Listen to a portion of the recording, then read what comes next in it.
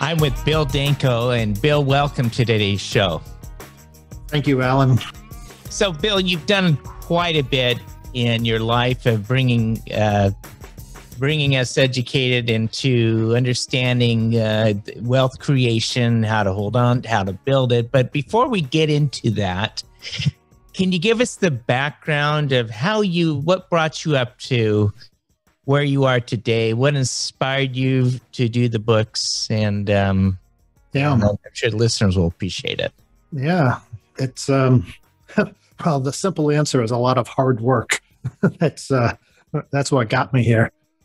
But when I think about how I got here, going back to the early 1900s, around 1910, both sets of my grandparents emigrated to the U.S., one set from Poland, my father's side, and one set from Lithuania, my mother's side. And they settled in New York State, and they didn't speak a word of English. And they somehow, I don't know, they just somehow toughed it out with some manual labor, some hard work on their own part. But one of the things that they instilled in me, and I only knew one of my grandparents, but she always said, look, we're in America. We're going to be part of the system. We're going to learn English. You will get an education. And I've been hearing that forever when I was growing up. And my parents said the same thing. So my mother finished high school. My father finished 10th grade. And hardworking guy, worked for General Electric during his working years. He died at the age of 38, unfortunately. And I was 5 years old. But I was brought up in a pretty blue-collar environment. There's love in the household, that's for sure. That's incredible. And my mother always said, Bill, stay in school, And I guess I took her literally because now, I went continuously through my PhD, and then after that became a professor myself. So I never really left school until I became an emeritus professor a number of years ago. But my point is this: the education I got and the idea of hard work and focus and listening to my mother as one very good, maybe there's something to that. Honor thy father and mother, right? There's something to that. I think we'd be all a lot better off if more people followed that simple advice from the commandment. But because of that, what I call a pretty modest upbringing and the desire to be a student and not having any money, I was limited to where I could go to school. So I went to a state university. And this is where I met Professor Tom Stanley. He was a young assistant professor in the early 1970s when I was a student at the State University of New York at Albany. And I took a course from him in consumer behavior. What a fascinating marketing course that was. It's about anthropology, it's about ethnography, it's about demography, it's about why people do the things they do, and it's research-based. Well, in that 1973 class in which I got an A, Tom liked my work ethic, and he invited me to participate in the very first study that he conducted on the affluent market. And so that from 1973, when you talk about the roots of rock and roll, that's where it really came from. That one chance meeting, and that chance was all based on those events that preceded this, ending up at a state school and meeting Tom Stanley, participating in a study. And he said to me, Bill, you got to go get a PhD. And I said, okay. So I enrolled at the Rensselaer Polytechnic Institute, Lally School of Management. It's otherwise known as RPI. It's mostly known as an engineering school, but it's a very good, rigorous program, that's for certain. So I entered the PhD program. In the meantime, I got married, had 3 kids, still have 3 kids, still have the same wife. It's all good. One's enough, right? And I have 5 grandkids now. Now, it was in 1993, and between 73 and 93, Tom and I had done a number of marketing studies together, both for consulting purposes as well as academic research, which I'm proud of. But the problem with academic research is 12 to 20 graduate students read your work. The Millionaire Next Door, which was the concept that he introduced me to in 1993, has now sold more than 4 million copies, but we'll talk about that in a moment. And it's really not an academic exercise in the purest sense, but certainly it's based on academic and rigorous research methods, which I'll talk about momentarily. Well, so in 1993, he calls me up and says, Bill, I want you to drop everything. Yeah, something like that. So here I am. I'm married, just establishing my career. I have 3 little kids at home. And he says, I want to do a project called Big Hat, No Cattle. I said, geez, what does that mean? He goes, it's about the illusion of wealth. It's about people who look like they have money, but they're really phonies.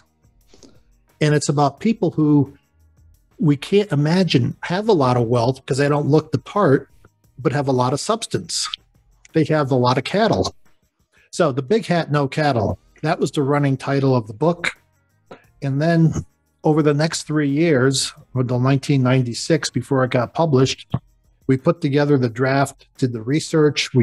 We had our 20 years of experience from other working with various financial firms and other academic studies that we had done over the years.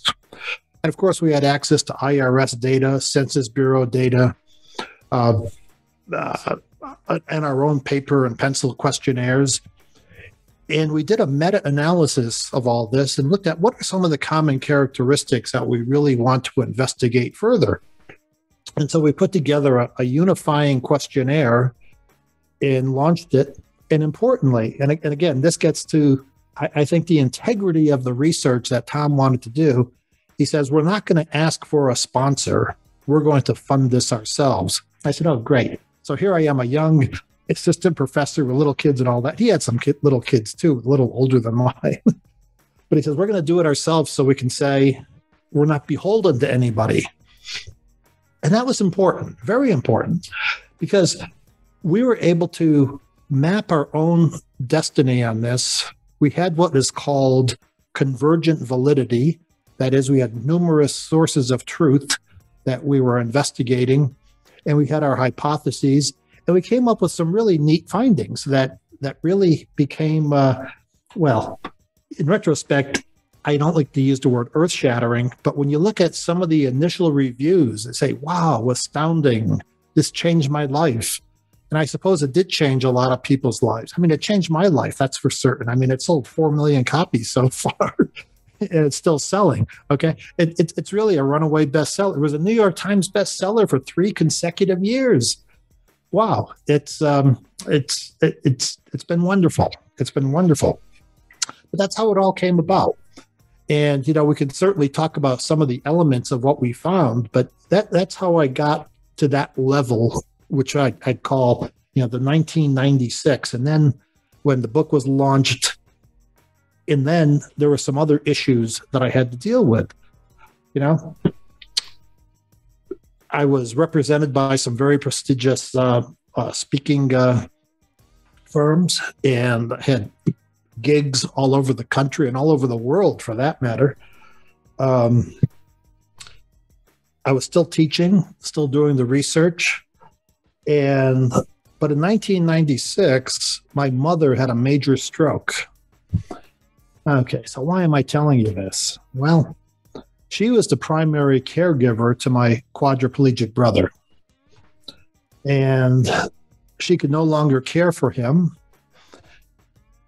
And I was fortunate enough to have some significant resources. So my wife and I bought him a house, kept him out of a nursing home.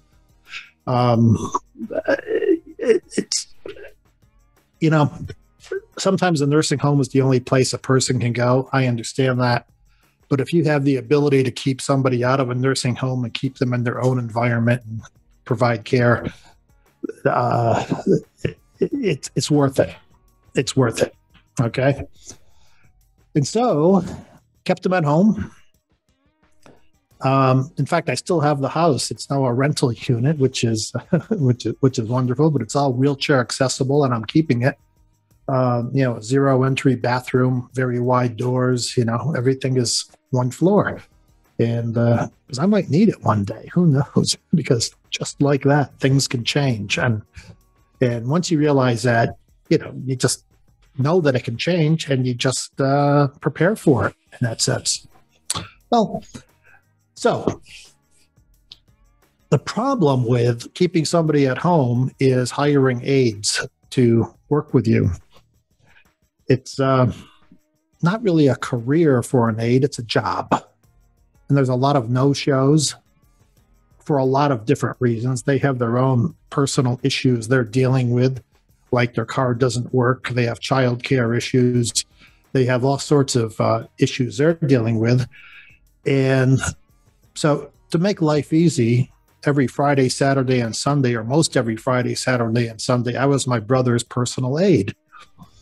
Here's a guy, a quadriplegic who can't even scratch his nose.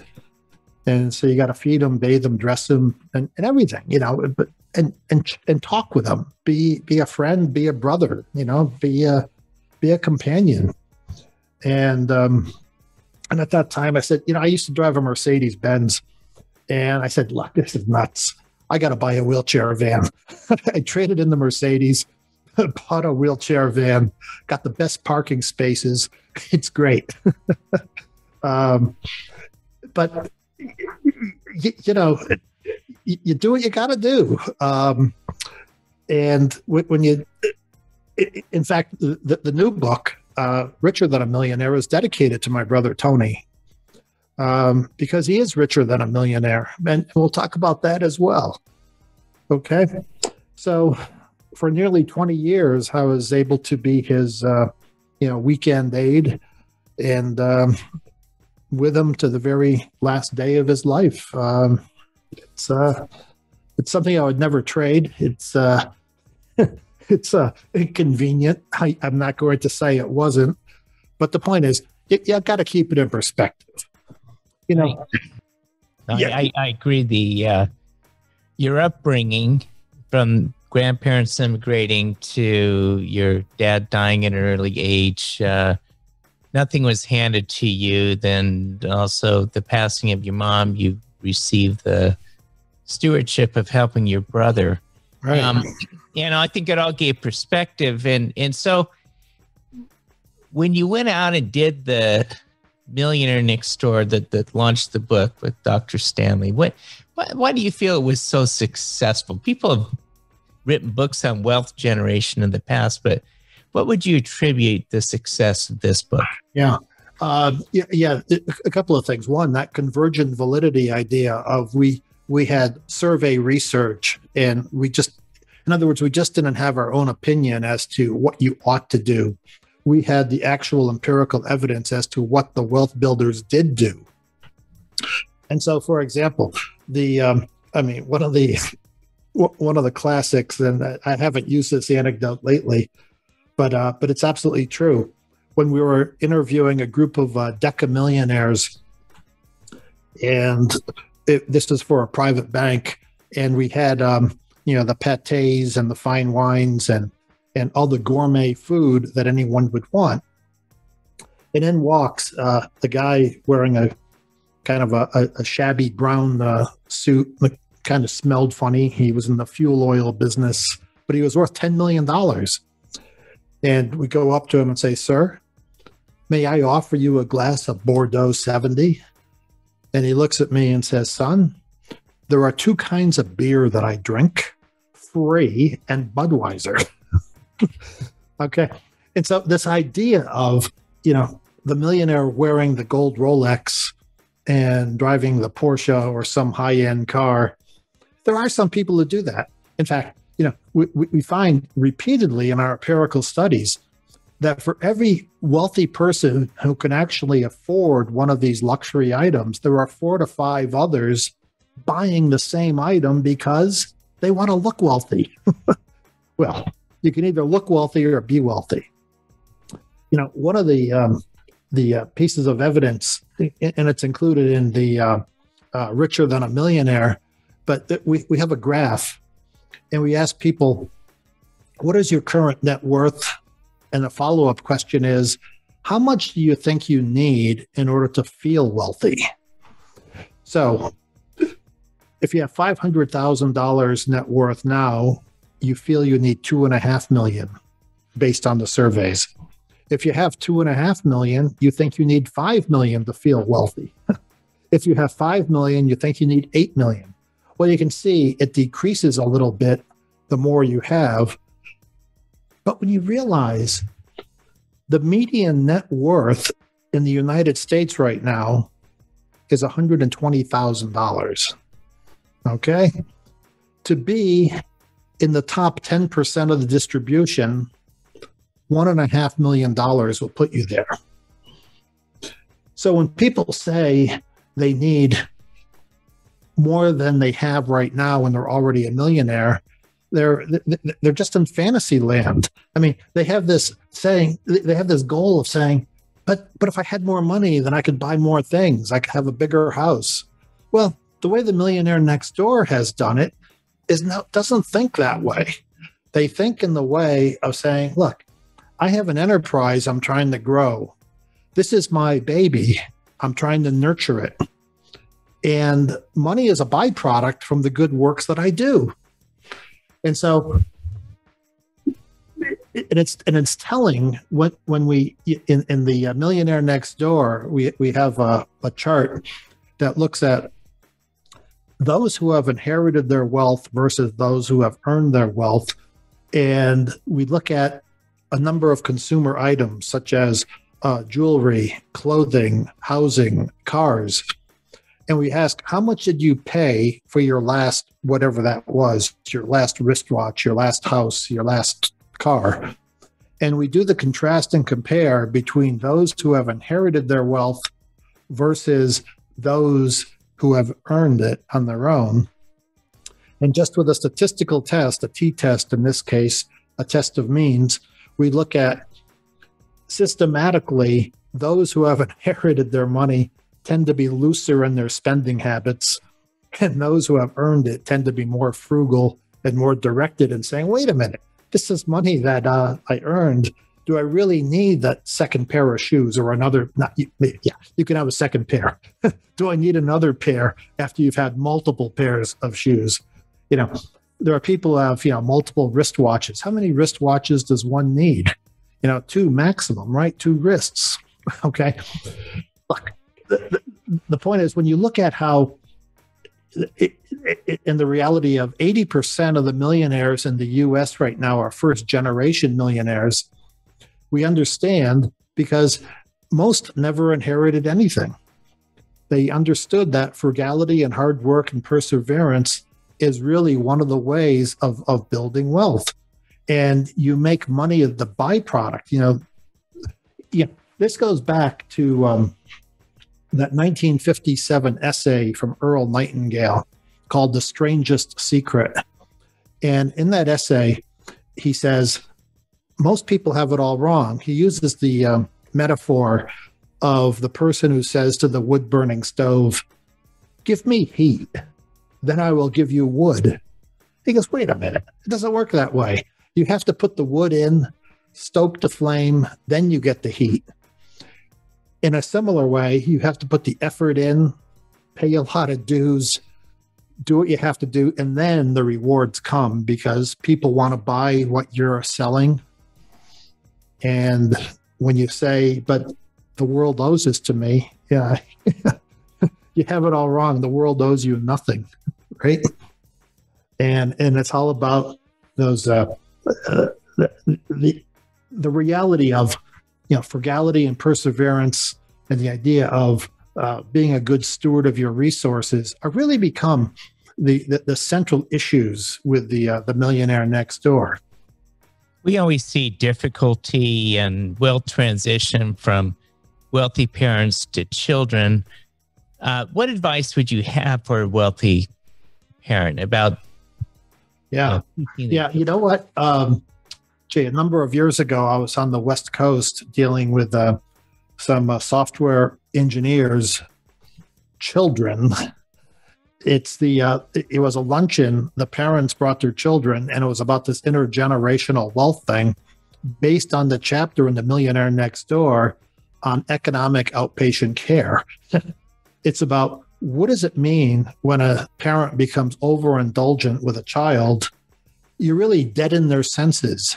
They don't have that, I don't want to say killer instinct, but they don't have that urge to want to take a chance because they have this safety net that has already been given to them. Now, the parents loved the presentation. The adult children, late age teenagers who are in the audience, I think didn't like me so much because my advice was, you're going to spoil these children if you're overindulgent with them. And I think Warren Buffett had it right. Yeah, he was asked about, how much should you give your children? There's a famous quote from him that says, give your children enough so that they can do anything, but not so much they can do nothing. So, yeah, you don't want to see them suffer, but you don't want to see them, that's good advice. Being lazy about it, right? Yeah. So, Bill, how do most first generation millionaires achieve their wealth? Yeah. Well, it starts with a saving plan, doesn't it?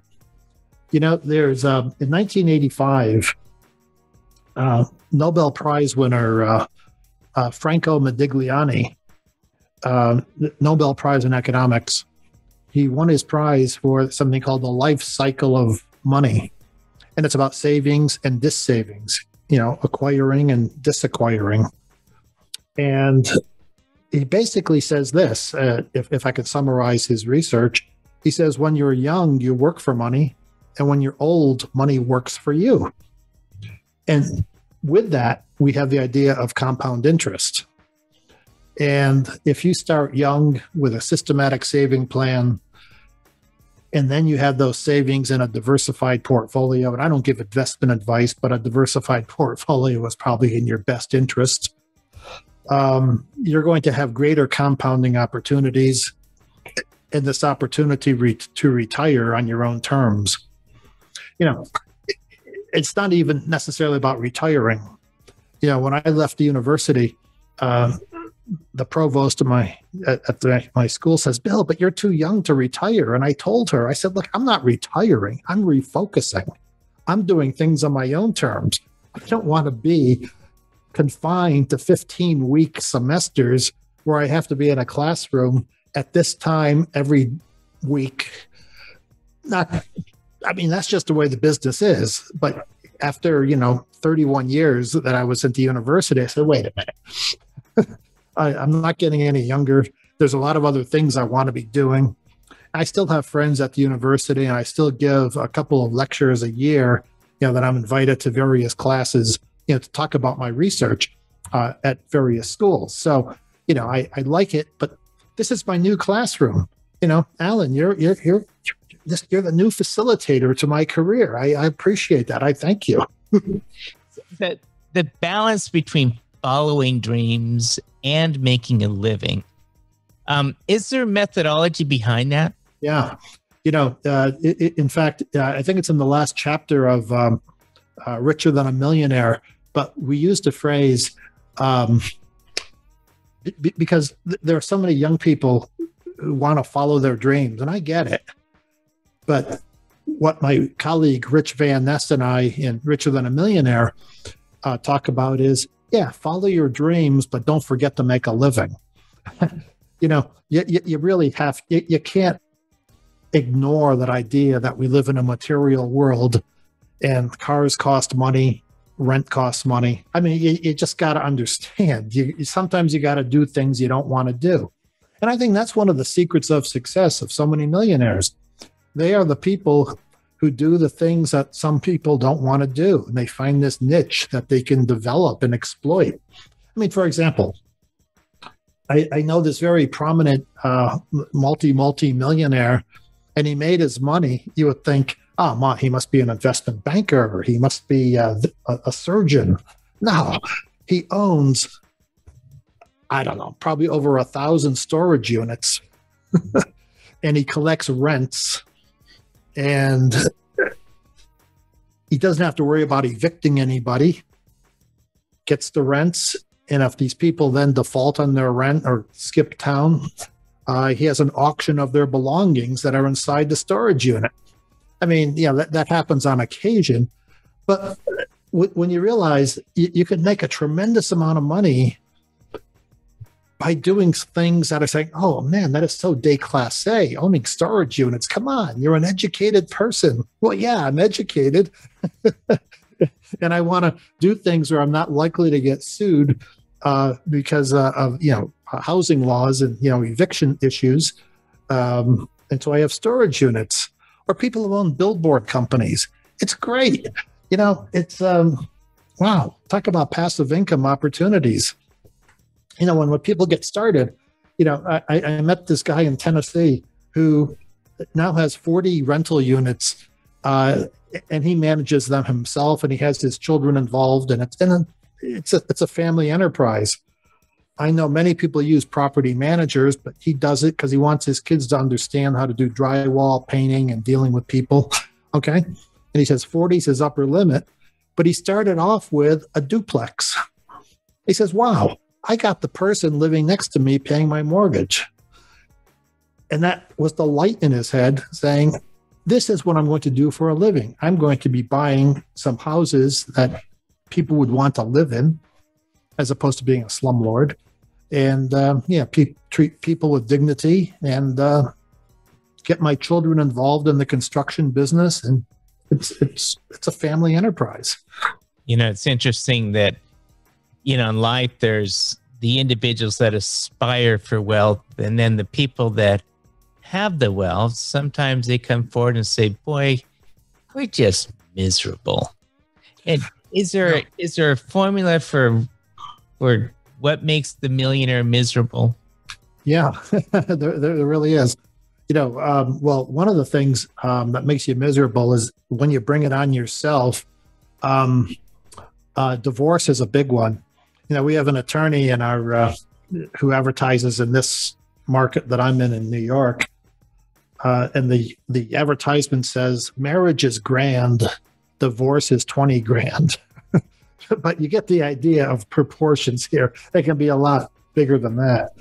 I interviewed this neurosurgeon who had a $20 million net worth. And he told me in one afternoon at the divorce attorney's office, his net worth became $10 million, just like that. I get it. Sometimes marriages don't work. I understand. But the point is, if you bring it on yourself, maybe you can work things out. I mean, that's one thing that makes you miserable when you have a big loss like that in your life. That's for sure. But some of the things that really make you happy, and this gets into the research of Richer Than a Millionaire. Rich Van Ness and I, we're both professors. He lives about 10 miles north of me in New York. And we had socialized, and we talk about what kind of legacy do we want to leave our children and our grandchildren? After we've taught literally tens of thousands of students over our career. And we talked about the kind of complaints and concerns and issues that our students had during office hours. Now, we came up with this idea that, our students are good people, but many of them are like ships without rudders on the high sea of life, right? They want to, get into port, but they don't know really, how to do it. And that's what inspired the book, along with the fact that I was dealing with my brother and looking at this guy who can't scratch his nose. Okay, so things can happen in your life beyond your control. And then also this issue of,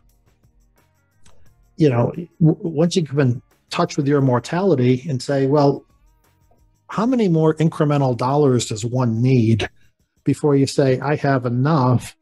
And what is the greater purpose for my money? Well, in 1758, Benjamin Franklin, under the pseudonym Richard Saunders, as in Poor Richard's Almanac, wrote the essay called The Way to Wealth. Now, I was emphasizing in The Millionaire Next Door about perseverance, frugality, industriousness.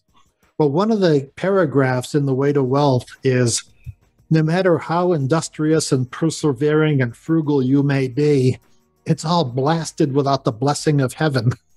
And therefore, ask that blessing humbly and be charitable to those in need if you really want to be wealthy. Wow. After he talks about, you must be focused, you must be directed, you must be persevering, you must do all these things in a very, if you want to build wealth. But don't forget, there are so many people in our society, in our community, who are in need, who could benefit from your time, treasure, and talent. And therefore, you must give it to them. Well, okay, this was interesting. So we have Franklin's thinking from 1758. We have the diktat, if you will, from The Millionaire Next Door that says, these are the things you got to do to build wealth. And it's true. That's how you build monetary wealth. And it's all good. But in Richer Than a Millionaire, we use a construct from the psychology literature called subjective well-being, SWB. Now, and this is good, that Professor Ed Diener, who developed this along with his colleagues about 20, maybe 30 years ago, he put his measurement scale in the public domain, and he says anybody can use it, and he's used it internationally. I'm looking at satisfaction in countries all over the world. He says, just give us a citation. And so, Professor, here's your citation. It's Diener et al. I don't remember the whole citation. Okay. But the scale that he's shown to be is valid and reliable is composed of 5 statements you respond to. And it's in Richer Than a Millionaire, and it's on a 7-point scale. And so if you can score a low of 5 points or a high of 35 points and a midpoint of 20. And if you score higher than 20, you're considered to be well-adjusted. You understand your place in the universe. If you score lower than 20, you're maladjusted, you're angry, things did not go your way, and, well, you're not happy. Well, so when Rich Van Ness and I did some new survey research for Richer Than a Millionaire, we looked at near millionaires, those between $100,000 and $1 million net worth, and those over $1 million net worth. And we find that there's parallels in both groups. And that's how you get to be richer. In other words, you could be a non-millionaire, but still be richer than a millionaire if you have the right attitude. Okay. And that's really critical here. Yeah, and so we find that about 20% of those we surveyed are disgruntled. 80% are pretty well off and happy, no matter what your net worth. So what makes them happy? Following the golden rule is critical. Those who follow the golden rule of doing unto others as you would have them do unto you is part of the mantra or the philosophy of the well-adjusted millionaire and near millionaire. They're givers, okay? They are at peace with their soul, and that's really important. You know, one of the things we all have to struggle with is, are we doing the right thing? Are we justified? Are we doing enough? And you know it when you are. When you're not selfish and you say, I'm a giver and I'm helping others, there's a sense of gratitude. And this is what the well-adjusted have, this sense of gratitude, being at peace with their soul. That's an important aspect. And we also have the empirical evidence about, well, how much do you give to charity on a yearly basis in a monetary sense, and how many hours a year do you volunteer your time? And we find that in both cases, the more you give and the more you volunteer, the greater your satisfaction is in terms of the correlation. And so, since we're dealing with survey research, we can't talk about cause and effect to cause, but we can say there's a real association between being a giver and being at peace and following the golden rule with life satisfaction. Now, here's not a curious, but I think a very important point that has to be recognized here. Franklin wasn't a particularly religious man in a formal sense, but he believed in God, from what I gather in his writings. And you look at the great religions, you look at Judaism, and in the book of Isaiah, and I know it's in chapter 58, where what does the Lord expect from me? He expects us to, give your coat to the naked and feed the hungry. And this is what justifies you. And in Matthew, in Christianity, that's what you've done to the least of these, you've done unto me. You're being charitable. One of the pillars of Islam, one of the 5 pillars of Islam is almsgiving, being charitable. And so when we look at the great religions, and part of their philosophy and expectation is you must be a giver and helping your fellow man and woman. There's something to that. I can't imagine a religion that's going to make you miserable. And so you have greater life satisfaction when you follow some of these simple admonitions of being a giver. Okay. So when you're just wound up saying, I can never have enough, well, that reminds me of the James Bond movie, The World Is Not Enough. Well, come on. There is an upper limit someplace, isn't there? So how much is enough? That curve I alluded to earlier about if you have 500, you need 2.5 million. It tends to bottom out at about 5 million. If you have $5 million, you're in the top 3% of the wealth distribution of the United States. If you say, well, I need more than 5 million, well, why? I mean, I understand California and some other places can be pretty expensive to live in. I understand that. However, not everybody has to live in the highest rent district and be on an economic treadmill that you can never get off. One of the sad things I see, especially when I interview physicians, some of them make $500,000 a year and more. I get it. But there's this one physician who I interviewed a number of years back who is making $400,000 a year, but he says, Bill, I have a problem. I said, well, how can you have a problem with $400,000 a year? You're like in the top 2% of all income producers in the country. He goes, I am such a good credit risk at my bank. I tend to live on $450,000 a year. I'm never going to get ahead. I'm always on this economic treadmill. And as long as I keep working, I can maintain it. But I ask you and the viewing audience out there, do you really want a 90-year-old surgeon? I think that's it. Yeah. Yeah. Bill, in recent months, the pandemic has existed throughout this country as well as the world.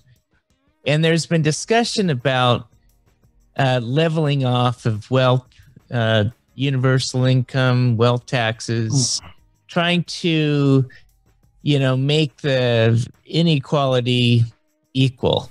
How would you approach wealth inequality in our country? Yeah. No, there is inequality, but at the same time, look, I think one of the biggest mistakes in the United States was in the 1960s when President Johnson created the Great Society. Let's just throw more and more money into a welfare system. You talk about creating a disincentive to better yourself. Now, look, there are some people who are hard scrabble, and not everybody has a brother who is going to take care of the details for them. I understand that. But when you find, like my immigrant grandparents, there was no welfare system. You got to get there, You got to go get your shovel. You got to start digging. You got to do what you got to do to make a living with the skills that you have. And if you have a strong back, that's your skill, right? And I'll tell you, this idea of saying everybody must have the same income, I just think it's bizarre. That's not sustainable. That's not sustainable. You know, in concept, you say, yeah, wouldn't it be great? All this kumbaya stuff, you know, everybody, I want to have everybody give everybody the same chance, but don't prop it up with all of these giveaway programs. That's going to be a huge mistake. So I think you know where I stand now on the political spectrum. You know, I once had a friend whose father was a rancher, and they talked about living a law of consecration where everybody would contribute their property, what they had, into a central pool, and everyone would share out of that. And they were going through a hypothetical. And so one guy owned 1,000 acres. He says, look, he goes, I wouldn't mind putting my property in there, but I'll need you guys to come run my ranch if I do that. Mm-hmm. And all of a sudden everyone got really quiet, thinking, well, that's not what they wanted. They just wanted the wealth. They didn't want the work. Yeah. And I think that in a way, on this approach to the wealth and equality, it really comes back that there's a lot of stewardship and responsibility that go with the wealth. Yeah, there sure is. Yeah. Yeah, the more you have, the more you have to protect too. You know, you don't, you know, and yeah, in some ways, you know, life gets more complicated with the more money you have. You know, and now I had an exchange of emails yesterday with one of my clients, and he sold his company, had 600 employees, and he said, you know, I got out of this before the pandemic hit, a couple years before, but he says he wouldn't know what he would do with 600 employees in today's world. He says there's the haves and the have-nots. He goes that the have-nots are barely getting by. Yeah. They're cutting into their savings, and he says, and then after they run out, then what? Because there's a real pressure on closing out the small businesses, and a downward trend towards a free capitalistic society.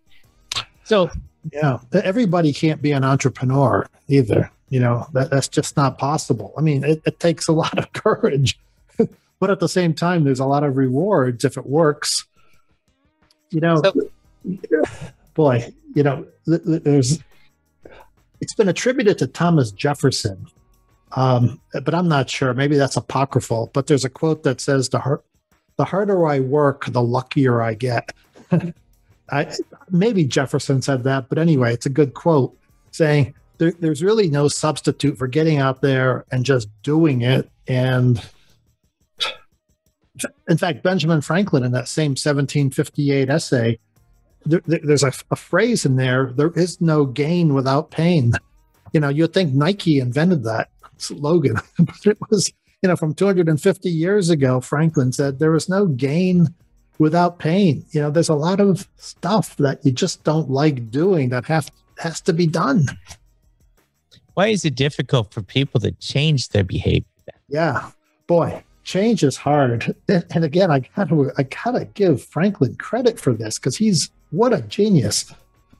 In the concluding paragraph of that same essay from 1758, you know, after he gives the whole outline about perseverance and industriousness and being generous to others, he was frustrated because the concluding paragraph said the townspeople heard the message, agreed with it, and then practiced the contrary.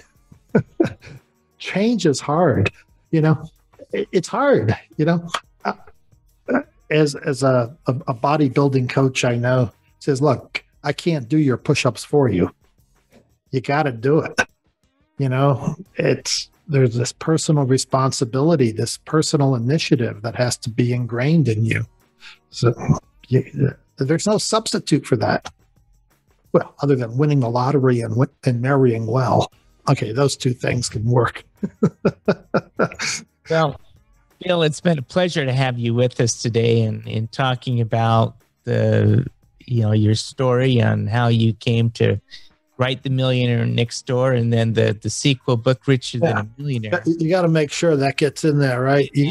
Definitely, we'll have that in the link for getting. All right, you got to make sure. There we go. Mm-hmm. Yeah, for all the listeners, you can get them on Amazon, or we'll direct them back to the link. Yep, yeah, Amazon is by far Amazon sells more than 50% of all the books in the country. I mean, it's been a real changer, business changer for the independent bookstores, or even the major chain bookstores. But that's the reality. And the reality is the books are readily available just like that next day through Amazon. So the business model has changed in getting books into the marketplace. That's for sure. Alan, this has really been a pleasure. I'm glad you afforded me the time to share with you my thoughts and perspective, and I really wish all of the listeners and viewers out there the very best. There's no substitute for just doing it. And one last anecdote. When Millionaire Next Door, we were searching for a publisher. I believe it was more than 20. It may have been 25, but we had 25 rejections from publishers before Longstreet Press said yes. Now, listening to 60 Minutes the other night, they had a Pulitzer Prize writer, Colson Whitehead. I may have gotten his name wrong, but a young guy who is a novelist and successful being on 60 Minutes. And he says, he told the interviewer, showed the interviewer, here are 24 rejection letters I got from my very first novel. Now, most people would say, nobody loves me. I'm going to quit. Well, you're just one phone call away, one letter away, one email away from getting that final yes. And once you get that into your head, saying, there's a lot of obstacles to overcome, but once you win, that once somebody says, yes, let's do business, you're in business. And it's all from there. Just like 1973 in a classroom, a nondescript classroom. That's how it starts. Be nice to your professors. That's the yes. That's a good moral to this story. So, okay. Alan, thank you. Once again, thanks for being with us.